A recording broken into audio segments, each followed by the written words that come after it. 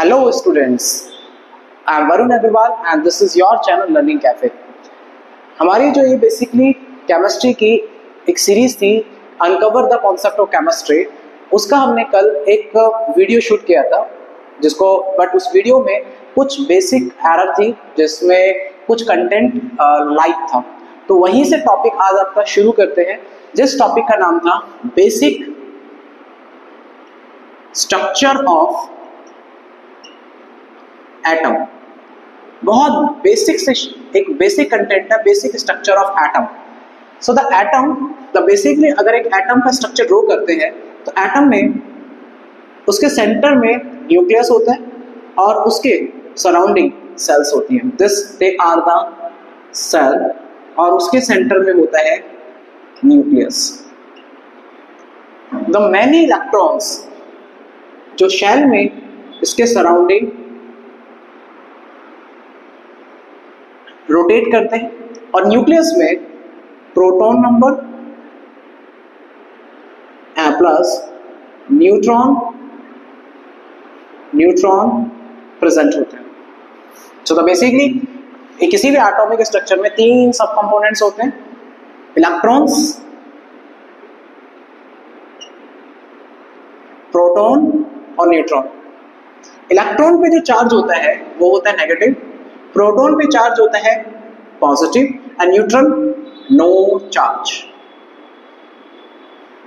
Okay, so basically electron का जो मास होता है इसका मास नेग्लिजिबल होता है। एक्चुअल में बेसिक एटॉमिक स्ट्रक्चर समझना है फिलहाल इसलिए जरूरी है कि एक एटम का एटॉमिक नंबर क्या है और एटॉमिक मास क्या है। इस चीज को समझने के लिए इन तीनों कंपोनेंट के इंपॉर्टेंस को समझना बहुत जरूरी है।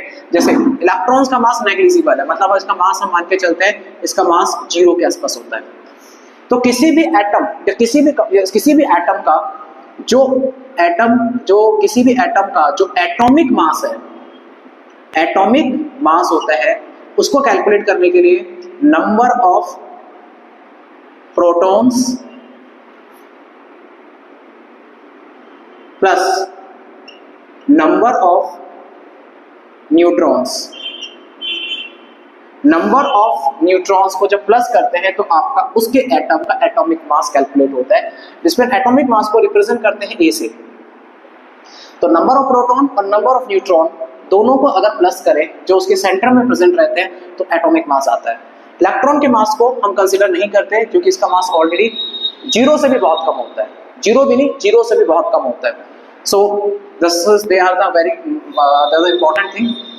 सो अब अगर हम तीनों के जो कंपोनेंट है अगर उसका यूटिलाइजेशन समझे, क्या प्रोटॉन जो पॉजिटिव चार्ज देता है, इलेक्ट्रॉन नेगेटिव चार्ज देता है, तो नेगेटिव एंड पॉजिटिव चार्ज के बीच में एक इलेक्ट्रोस्टैटिक फोर्स लगता है।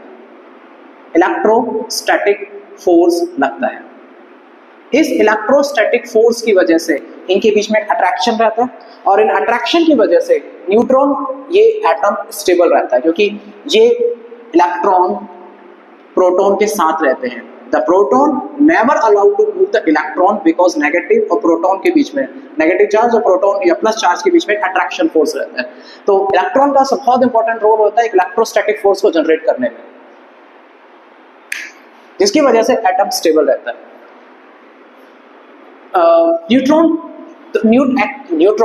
न्यूट्रॉन क्या एग्जैक्टली केवल और केवल क्या उसके मास को जनरेट करता है। न्यूट्रॉन का जो बेसिक रोल है मास के अलावा न्यूक्लियस की स्टेबिलिटी को मेंटेन करता है। प्रोटॉन और इलेक्ट्रॉन तो पूरे एटम की स्टेबिलिटी को मेंटेन करते हैं, जबकि न्यूट्रॉन न्यूक्लियस की स्टेबिलिटी को मेंटेन करता है। कैसे? प्रोटॉन किसी भी न्यूक्लियस में नंबर ऑफ प्रोटॉन हो सकते हैं 5, 6, 8, 10, 12 और ये प्रोटॉन पे होता है प्लस चार्ज। प्लस चार्ज एक दूसरे को रिपल करते हैं। अगर वो एक दूसरे को रिपल्स करेंगे, रिपल्शन की वजह से पूरा न्यूक्लियस डिसइंटीग्रेट हो जाएगा। मतलब एक प्लस और प्लस दोनों एक दूसरे को रिपल्स करते हैं और रिपल्स करने की वजह से पॉसिबल है कि न्यूक्लियस डिसइंटीग्रेट हो जाएगा और पूरा एटम डैमेज हो जाएगा। इसलिए न्यूट्रॉन इन दोनों के बीच की स्टेबिलिटी को मेंटेन रखते हैं, दोनों को बीच में खड़ा होकर एज ए मीडिएटर प्लस और प्लस के बीच के मेंटेन रखता है, जैसे कि दोनों प्लस के बीच में कोई भी दोनों प्लस के बीच में कोई भी रिपल्सन फोर्स जनरेट ना हो जिससे कि न्यूक्लियस स्टेबल रहे। सो एक एटॉमिक मास में जो न्यूट्रॉन है, इस न्यूट्रॉन की वजह से वो ये जो न्यूक्लियस होता है वो स्टेबल रहता है, और इलेक्ट्रॉन की वजह से इलेक्ट्रॉन और प्रोटॉन के बीच में एक इलेक्ट्रोस्टैटिक फोर्स जनरेट होता है। ये अट्रैक्शन, इलेक्ट्रॉन और प्रोटॉन के बीच में अट्रैक्शन फोर्स है, और प्रोटॉन के बीच में एक रिपल्शन फोर्स है। इस रिपल्शन फोर्स को मैनेज करने का काम होता है न्यूट्रॉन का। That is all about the basic atomic structure। इस बेसिक एटॉमिक स्ट्रक्चर में जो इंपॉर्टेंट पॉइंट है समझने के लिए कि किसी भी अगर एटम का एटॉमिक मास कैलकुलेट करना है तो उसमें प्रेजेंट प्रोटॉन और न्यूट्रॉन के नंबर को प्लस करते हैं। तो अब दो इंपॉर्टेंट चीज है, एक आता है एटॉमिक नंबर।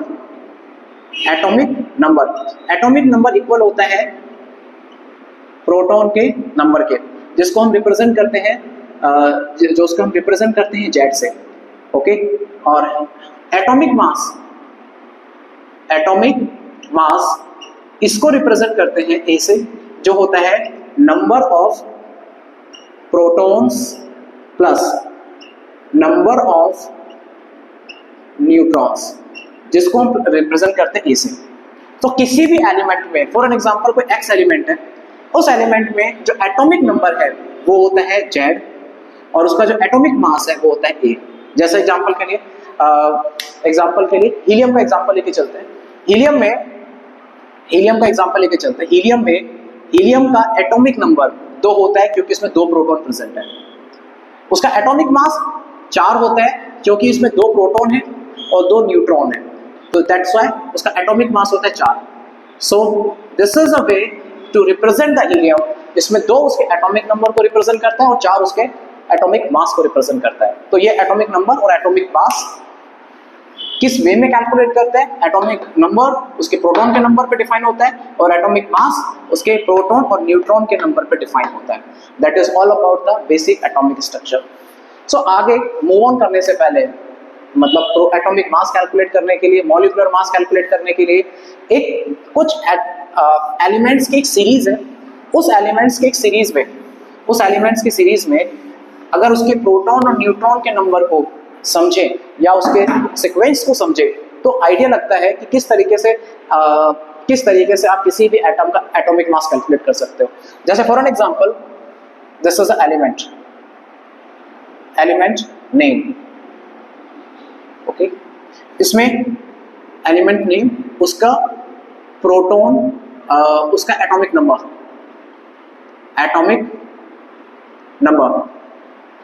उसका प्रोटॉन नंबर जिसको हम रिप्रेजेंट करते हैं जेड से, electron number.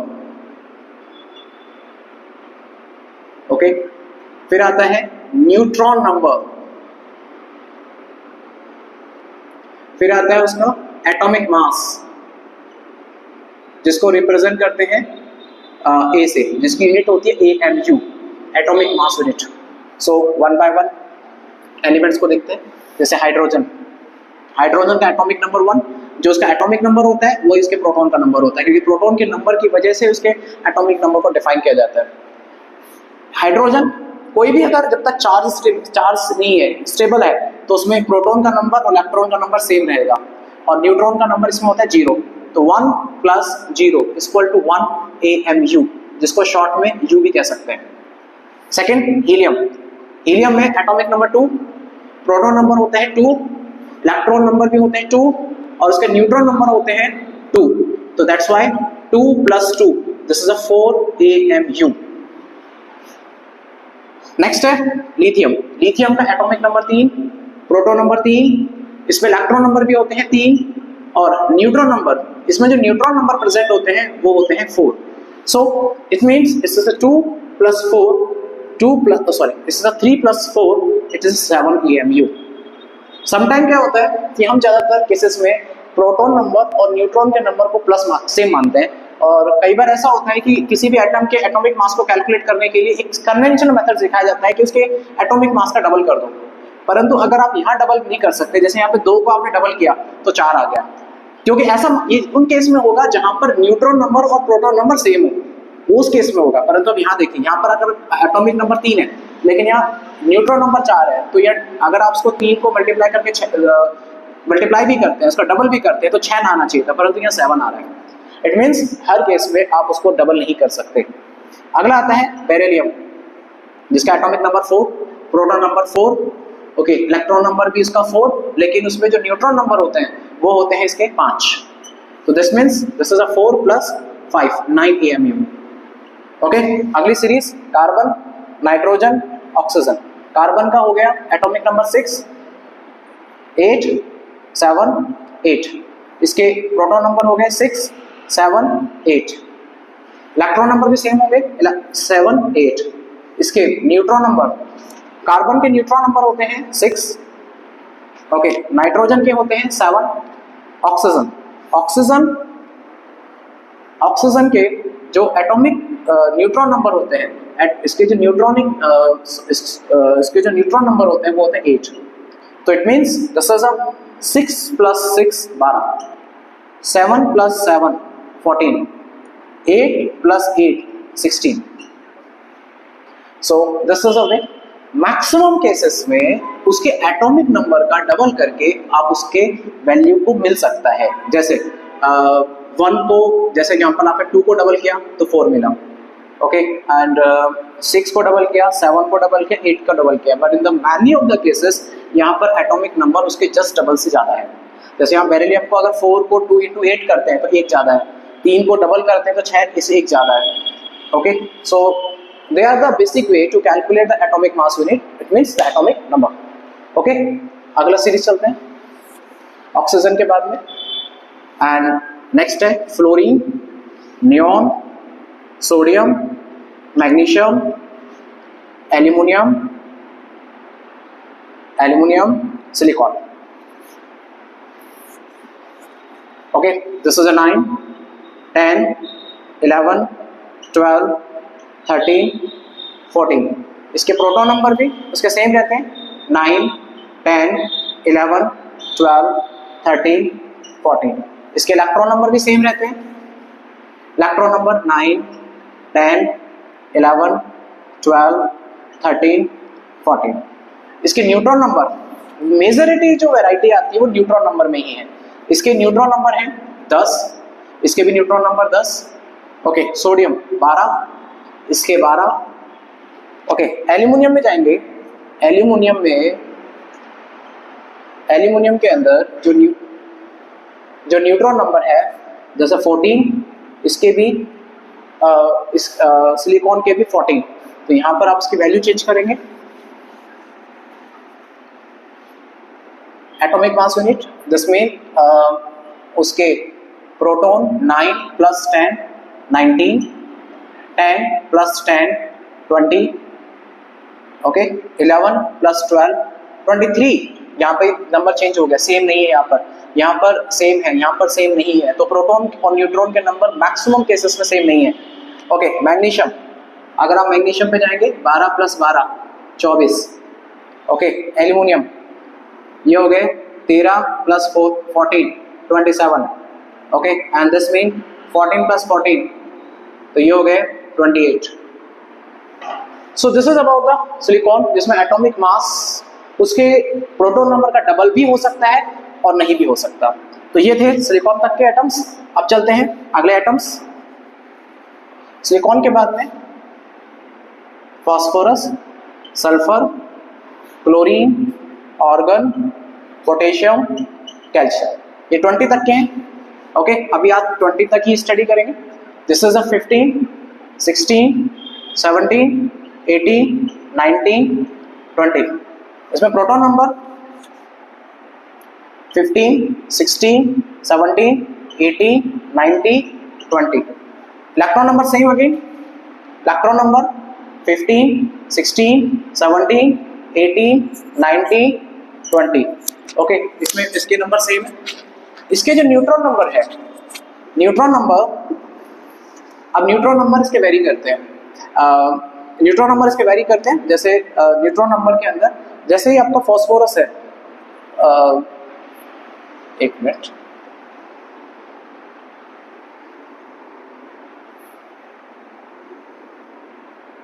Okay, neutron number, इसमें आता है 16, इसमें 16। ओके, क्लोरीन में होते हैं 18, तो इट मीन्स यहां पर अब एटॉमिक मास बदल गया, ये हो गए 15 plus 16 31, 16 plus 16 32, okay, and this is 18 plus 17, 18 plus 16 plus 16 18, जैसे 18 न्यूट्रॉन नंबर और प्रोटॉन हो गए आपके 17 35, ये हो गए 18 प्लस 18 36, ओके। ऑर्गन सॉरी, इसमें होते हैं न्यूट्रॉन नंबर, इसमें न्यूट्रॉन नंबर होते हैं 20, सॉरी न्यूट्रॉन नंबर होते हैं इसमें 22, तो ये होंगे 22, तो इसमें 40, तो इसका एटॉमिक मास ऑर्गन का काफी ज्यादा होता है। अब आता है पोटेशियम, पोटेशियम में आपके इसमें न्यूट्रॉन नंबर होते हैं 20, इसमें भी होते हैं न्यूट्रॉन नंबर 20, तो ये हो गए आपके 20 प्लस 19 39, और इसके भी 20 plus 19 39। This is the basic data जिससे एटॉमिक मास यूनिट कैलकुलेट कर सकते हो। In most of the cases कि neutron number are not in a sequence, जैसे कि 16 है, फिर अचानक से 18 आया, फिर अचानक से 22 आ गया, और फिर अचानक से 20 हो गया। It means neutron number they are not present in sequence. इसका बेसिक कॉज क्या है कि न्यूट्रॉन नंबर सीक्वेंस में नहीं होते हैं, इसके बारे में कल डिस्कस करेंगे कि बेसिक कॉज क्या है कि न्यूट्रॉन नंबर सीक्वेंस में प्रेजेंट नहीं होते हैं, इनका नंबर डिफरेंट होता है। तो enough for today, thank you so much.